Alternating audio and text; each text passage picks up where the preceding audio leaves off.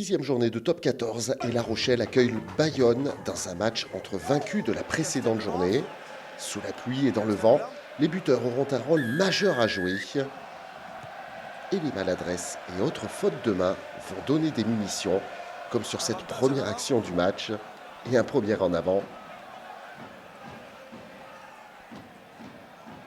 Mais il ne profitera pas. Il n'y a pas d'avantage sur l'en avant, on va revenir là-bas. Mais le match est bien lancé. C'est Antoine Astoy qui obtient une première pénalité dans ce duel de buteurs. La Rochelle ouvre le score après seulement 4 minutes, 3-0. 2 minutes plus tard, les doubles champions d'Europe sont déjà de retour dans les 22 mètres de l'Aviron. Le Môle progresse tout doucement autour de Paul Boudéan.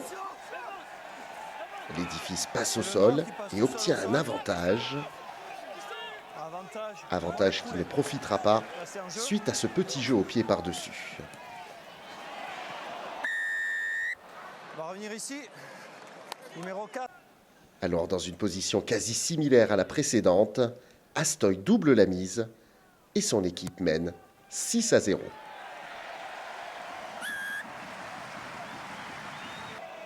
Bayonne tente d'entrer dans son match dans la minute qui suit.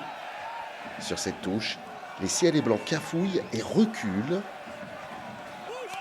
Le jeu à une passe est alors privilégié pour essayer de remettre la marche avant. Mais dans un deuxième temps, le ballon est gratté au sol et La Rochelle a l'occasion de créer un premier break dans cette rencontre.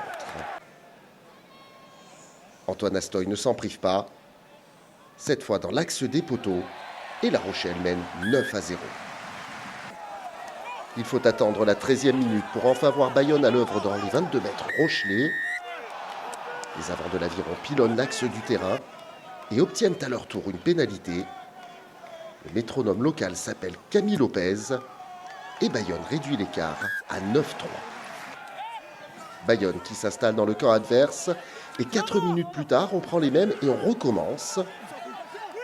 Les avants gagnent mètre après mètre dans l'axe. Mais cette fois-ci, c'est le drop qui est privilégié. Le 3e réussi cette saison par Camille Lopez qui ramène son équipe à 9-6.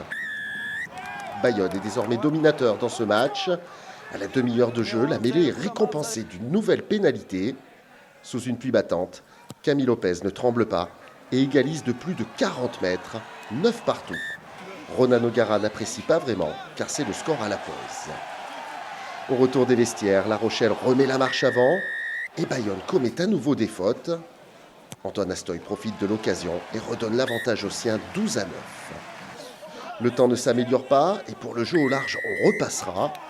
En revanche, pour le suspense, tout va bien. Bayonne obtient à son tour une pénalité.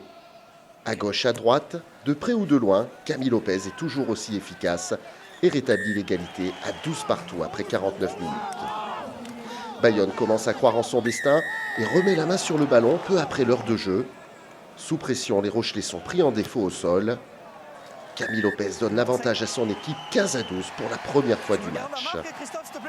À 11 minutes de la fin, La Rochelle repart de l'avant et à leur tour, les Rochelais obtiennent une pénalité. À plus de 40 mètres, Antoine Astoy est toujours aussi chirurgical et La Rochelle égalise à 15 partout.